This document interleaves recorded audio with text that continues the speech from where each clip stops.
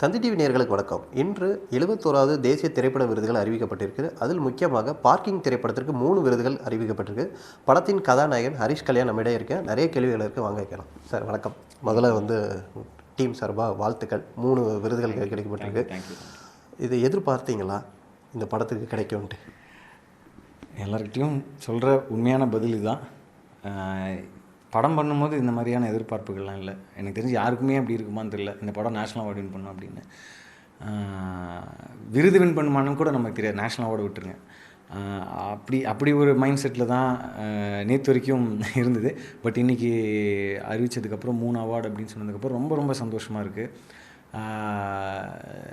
ஒரு ஒரு ஒரு முழுமை அடைஞ்ச மாதிரி இருக்குது. நம்ம ஒரு ஸ்கிரிப்ட் கேட்டதுலேருந்து, படம் ஷூட்டிங் போனதுலேருந்து, அதுக்கப்புறம் ரிலீஸ்க்கு அப்புறம் ஓடிடி ரிலீஸு, இது எல்லாத்தையும் தாண்டி ஒரு மிகப்பெரிய ஒரு அங்கீகாரமான அந்த தேசிய விருது கிடச்சிருக்கு அப்படின்னும் போது ரொம்ப சந்தோஷமாக இருக்குது. ஸோ அதுக்கான ஆரம்ப புள்ளி எங்கே ஆரம்பிச்சதுன்னா, ப்ரெஸ் மீடியா எல்லோரும் அந்த படத்தை ஃபஸ்ட்டு ரிலீஸ்க்கு முன்னாடி பார்த்ததுலேருந்து கொடுத்த ரிவ்யூஸ், ஃபீட்பேக், அதுக்கப்புறம் ஆடியன்ஸ் உள்ளே தியேட்டரில் பார்த்து அதை ரசித்ததும், அங்கீகரித்ததும், அதுக்கப்புறம் ஓடிடியில் ரிலீஸ் ஆனதுக்கப்புறம் வெவ்வேறு மொழிகளில் பார்க்குறதுக்கான வாய்ப்பு கிடச்சி, நிறைய அதர் லாங்குவேஜ்லேருந்து, அதர் ஸ்டேட்ஸில், இந்தியா முழுக்க இல்லை உலகம் முழுக்க பார்த்த மக்கள்கிட்டேருந்து கிடச்ச ஃபீட்பேக்லேருந்து இன்றைக்கி இந்த இடத்துக்கு வந்திருக்கு அப்படின்னும் போது ரொம்ப நெகிழ்ச்சியான தருணமாக இருக்குது. எனக்கு மட்டும் இல்லை, எங்கள் மொத்த படக்குழுக்குமே ரொம்ப நெகிழ்ச்சியான ஒரு தருணம் தான் அது. பொதுவாக இப்போது தமிழில் ஒரு வருடத்துக்கு ஒரு 200 படத்துக்கு மேலே ரிலீஸ் ஆகுது. இப்போ 2023 ஒரு 200 படத்துக்கு மேலே ரிலீஸ் ஆகிருக்கும்.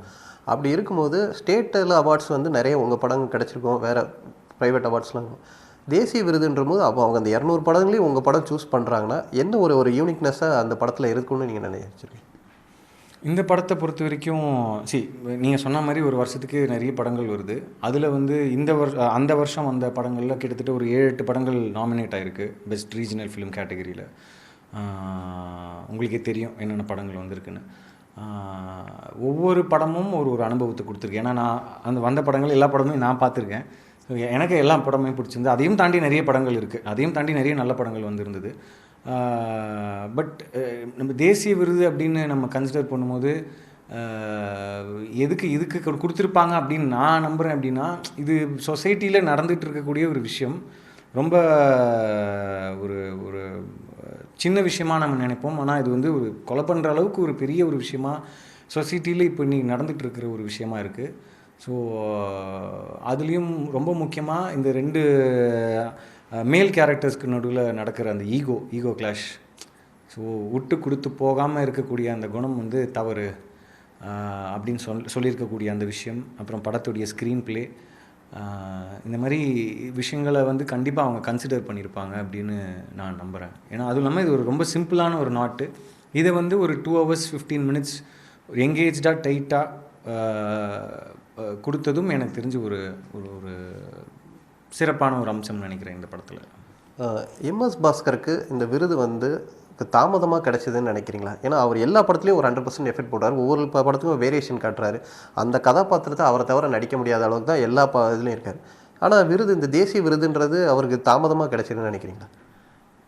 தாமதமானு எனக்கு தெரியல. பட் இத்தனை வருஷம் அவர் ஒரு டப்பிங் ஆர்டிஸ்ட்லேருந்து அவரோட ஹிஸ்ட்ரியை நம்ம ஷூட்டிங் போது ஷேர் பண்ணியிருக்காரு. டப்பிங் ஆர்டிஸ்ட்டாக இருந்து சின்ன ஒரு 5 நிமிஷம் 10 நிமிஷம்லாம் நான் வந்திருக்கேன் அப்படின்னு நிறைய படங்களை குறிப்பிட்டிருக்காரு. ஸோ அதுலேருந்து ஆரம்பித்து இன்றைக்கி ஒரு ஒரு ஒரு ஹீரோ, ஒரு கதாநாயகனையும் ஒரு படி தாண்டி தான் எனக்கு இந்த கேரக்டர் நான் படிக்கும்போது இருந்தது, என் ஸ்க்ரீனில் பார்க்கும்போது அப்படி தான் இருந்தது. ஸோ இத்தனை படத்துலேயும் அவர் போட்டிருக்கக்கூடிய உழைப்போடைய ஒரு மிகப்பெரிய உச்ச அங்கீகாரமாக ஒரு மகுடமாக தான் இந்த தேசிய விருது அவருக்குன்னு நான் நம்புகிறேன். ஏன்னா நம்ம எல்லாருமே சொல்லுவோம் அவர் ஒரு நடிப்பறக்கன் அப்படின்னு சொல்லிட்டு. ஸோ அப்படிப்பட்ட ஒரு நடிகருக்கு இது ஒரு மிகப்பெரிய ஒரு அங்கீகாரம். இப்போ உங்கள் படங்கள் எல்லாமே கண்டென்ட் பேஸ்டான படங்கள் தான் ஹிட் ஆகிட்டே இருக்குது. சரி, இப்போ தேசிய விருது கிடைச்சிட்டு இதுக்கப்புறம் உங்களுக்கு ஒரு கூடுதல் பொறுப்பாக இருக்கும். ஏன்னா உங்கள் படங்களை நோக்கி கவனம் செலுத்த ஆரம்பிப்பாங்க. இன்னும் வர படங்கள் எப்படி நீங்கள் கமர்ஷியல் பேஸ்டு படங்களாக இருக்க போதா, இல்லை ரொம்ப பர்டிகுலராக கண்டென்ட் பேஸ்டாக நடிக்க போகிறீங்களா? லப்பர் பந்து படம் நீங்கள் பார்த்துருப்பீங்க. அது ஒரு கண்டென்ட் பேஸ்ட், ஆனால் கமர்ஷியல் எலிமெண்ட்ஸும் இருக்கும் அந்த படத்தில். அந்த படத்துக்கு அது தேவைப்பட்டது. ஸோ அந்த படம் எனக்கு கதையாக எனக்கு பிடிச்சிருந்தது. அது ஆடியன்ஸ் என்டர்டெயின் பண்ணுன்ற ஒரு நம்பிக்கை இருந்தது. ஸோ இப்போ அடுத்த கதை கேட்கும்போது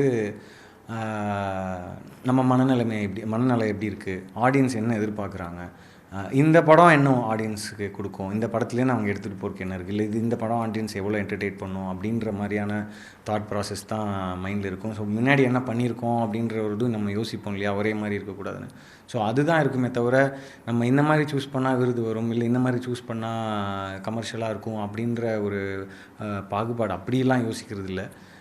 நல்லாயிருக்கு, இது எனக்கு பிடிக்கும், எனக்கு பிடிச்சிருக்கு, எனக்கு அது ஒர்க் ஆகும்னு தோணுது, ஆடியன்ஸுக்கு மெயினாக அது கரெக்டாக போய் சேரும், கனெக்ட் ஆகும், அவங்க என்ஜாய் பண்ணுவாங்க அப்படின்னு தோணுச்சுன்னா அந்த மாதிரி கதைகள் நம்ம பண்ணுறோம். ஸோ எந்த படம் பண்ணாலும் எல்லாருமே 100% எஃபர்ட் போட்டு தான் பண்ணுறோம். ஸோ அதில் சில படங்கள் ஆடியன்ஸ் ஏற்றுப்பாங்க, ஜெயிக்கும், சில படங்கள் இல்லை இது செட் ஆகாமல் போகும், தோல்வி அடையும். ஸோ இது விருது கிடச்சிருச்சுன்றதுக்காக நம்ம இதே மாதிரி கதைகளை தேடி போனாலும் அப்படியும் அது இட் டசன்ட் ஒர்க் லைக் தட்ல. ஸோ அது நம்ம கையில் இல்லை, வர இயக்குனர்கள் கையிலையும் நம்மளை வச்சு எழுதுகிற கதாபாத்திரம் இந்த எழுதுகிற ரைட்டர்ஸ் கையிலையும் தான் அது இருக்குதுன்னு நான் சொல்லுவேன். விருது அறிக்கும் போது டேரக்டர்கிட்ட பேசுனீங்களா? டேரக்டர் என்ன, அவரோட தருணம் என்ன, நீங்கள் பேசும்போது அவர் என்ன சொன்ன ரியாக்ஷன்? முதல்ல அந்த பெஸ்ட்டு ரீஜனல் ஃபிலிம் விருது அனௌன்ஸ் பண்ணாங்க. ஸோ அப்போ நான் ஆக்சுவலி எல்லாருக்குமே ட்ரை பண்ணிகிட்டு இருந்தேன், ஏதோ ஒரு இதில் கிடைக்கல. அப்புறம் கரெக்டாக 2வது விருது வருது, அப்போது ராம் இயக்குனர் அவருக்கான பெஸ்ட்டு ஸ்க்ரீன் பிளேக்கு வருது. ஸோ அப்போது எடுத்து நான் அவர்கிட்ட சொல்லும்போது, ராம் ஒரே கல்லில் 2 மார்க் அடிச்சிட்டிங்க அப்படின்னு சொன்னேன். அப்போ பேசிகிட்டு இருக்கும்போது சொன்னால், எனக்கு தெரிஞ்சு அடுத்து எம்எஸ் பாஸ்கர் சாருக்கும் கிடச்சிரும் போல இருக்கே அப்படின்னா சும்மா விளையாட்டாக சொன்னோம். பார்த்தா 3வது விருதும் அறிவித்தாங்க. ஸோ ரொம்ப நிகழ்ச்சியாக இருந்தது. அண்டு ராம் குரலில் வந்து அந்த என்ன சொல்கிறது, ஒரு சந்தோஷம் கலந்த ஒரு ஒரு ஒரு ஒரு பிரேக் டவுன் இருந்தது ஒரு குரலில். ஏன்னா இந்த படம் வந்து ஆக்சுவலி கதை சொல்லி படம் முடித்து படம் ரிலீஸ் ஆகி கரெக்டாக 3வது நாள் வந்து புயல்னால் ஒரு ஒரு ஒரு பெரிய டிஸ்டர்பன்ஸ் இருந்தது தியேட்ரிக்கல் ரனில். பட் அது நேச்சர், அது யாருமே எதுவுமே சொல்ல முடியாது. ஏன்னா மக்கள் அவ்வளோ தவிச்சிட்டு இருந்தாங்க அந்த நேரத்தில், நம்ம அதை பற்றிலாம் எதுவுமே யோசிக்க மாட்டோம். அதுக்கப்புறம் 2வது வாரம் 3வது வாரம் 4வது வாரம் ஆடியன்ஸ் திருப்பி உள்ளே போய் அந்த படத்தை பார்த்து, ஒரு நல்ல படத்தை வந்து என்றைக்குமே ஆடியன்ஸ் கைவிட மாட்டாங்கன்றதுக்காக எடுத்துக்காட்டாக வந்து பார்க்கிங் எப்போவுமே சொல்லுவேன் நான். ஸோ எனக்கு அந்த ஸ்டேஜ்லேருந்தே ராமுக்கு வந்து இந்த படம் இன்னும் தியேட்டருக்கெலாம் நல்லா ஓடி இருக்கணுமோ, ஏன்னா அவரோட டெபியூ படம், எனக்கும் வந்து தியேட்டருக்கெலாம் ஒரு நல்ல ஒரு ஒரு நம்பர்ஸ் பண்ணியிருந்தால் நல்லா இருந்திருக்குன்ற ஒரு ஃபீல் இருந்தது. பட் அது எல்லாம் தாண்டி இன்றைக்கி வந்து இப்படி ஒரு தேசிய விருது கிடைக்கும் போது நான் ராம்கிட்ட சொல்லணும்னு நினச்ச விஷயம் அதான். ராம், ஏதோ ஒரு சில தடைகள் வந்தாலும் இன்றைக்கி அது வேறு ஒரு இடத்துக்கு உங்களை கொண்டு போய் நிற்க வச்சுருக்கு. ஏன்னா இந்த பட்டியலில் உங்கள் பேர் வருதுன்றது சும்மா சாதாரணமான விஷயம் கிடையாது, மிகப்பெரிய ஒரு அங்கீகாரம். ஸோ ரொம்ப சந்தோஷம். ட்ரெண்டை ஃப்ரெண்ட் ஆக்கிக்கோங்க. தந்தி டிவியின் சப்ஸ்கிரைபர்ஸ் அண்ட் ஃபாலோவர்ஸ் குடும்பத்தில் நீங்களும் இணையுங்க.